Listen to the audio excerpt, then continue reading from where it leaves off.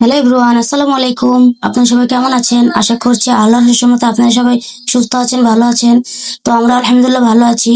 তো আবারও চলে এলাম আপনাদের মাঝে নতুন একটা ব্লগ ভিডিও নিয়ে। তো এটা ছিল বৃহস্পতিবার রাতের ভিডিও। তো আপনাদের ভাইয়া অফিস থেকে আসার সময় এখানে কিছু বাজার করে নিয়ে আসছে, তো সেটাই আপনাদের শেয়ার করছি।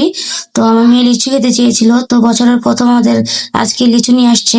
তো এতো লিচুগুলো এরকম ছিল, ভিডিওতে দেখতে পেয়েছেন। আর মাছগুলো হয়তো আমি একদম কেটে ধুয়ে নিয়েছি। তো এর প্রথম মাছ নিয়ে আসলো রাতের বেলায়। তো মাছগুলো রাতের বেলায় কেটে দিয়ে নিয়েছিলাম। তারপর শুক্রবার দিন সকালে আবার বাজারে গিয়েছিল, গিয়ে এখানে এত গরুর মাথার মাংস আর কলিজা গুলা এগুলোই নিয়ে আসছে। ব্যবসা এগুলো নিয়ে আসছিল। তো এগুলো আমি এখন ভালোভাবে সিদ্ধ করে নিব। সিদ্ধ করে একটু হলুদ দিয়ে সিদ্ধ করে নিয়ে তারপর এগুলো আমি কেটে নিব। তো এখানে এই তো আমি এখানে কলিজা আর ব্যবসা এগুলো দিয়ে দিয়েছি। দিয়ে এখানে অল্প পরিমাণে হলুদ দিয়ে সিদ্ধ করে নিচ্ছি। আর এখানে এই যে মাথার মাংসগুলো সিদ্ধ করে নিয়েছি। দেখুন কি পরিমাণে ময়লা ওঠে। তো এগুলো সিদ্ধ না করলে হবে না, সিদ্ধ করে এগুলোকে ভালোভাবে আমি পরিষ্কার করে নিয়েছি।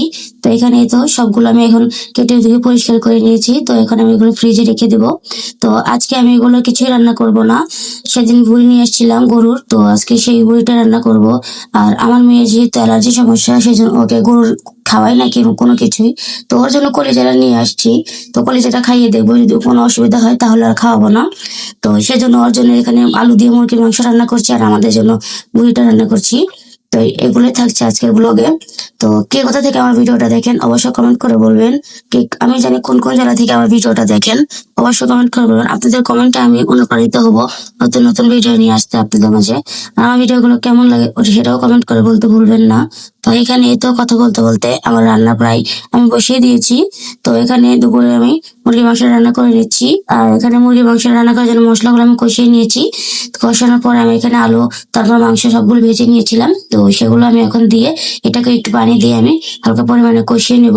তো এভাবে কষিয়ে রান্না করলে রান্নাটা খেতে মজা হয়। যেহেতু আমি এর জন্য একটু রান্নাটা করছি, সেজন্য সাথে একটু আলু দিয়েছি। তো আর এই তো আমি এখানে বুড়িটাও দিয়ে দিয়েছিলাম। তো বাতাসে জানলা দিয়ে প্রচুর পরিমাণে বাতাস আসছিল, সেজন্য জাল লাগতেছিল না, সেজন্য এরকম ভাবে আমি জানালাটা বন্ধ করে দিয়েছিলাম। কারণ চুলাটা জানালার পাশে হওয়াতে পুরো বাতাসটা এসে চুলার ভিতর লাগে। আর এমনিতেই তো গ্যাসের প্রবলেম, এমনিতেই গ্যাস থাকে না। তো সেই জন্য আমি জানলাটা অফ করে দিয়েছিলাম, দিয়ে রান্নাটা করছিলাম।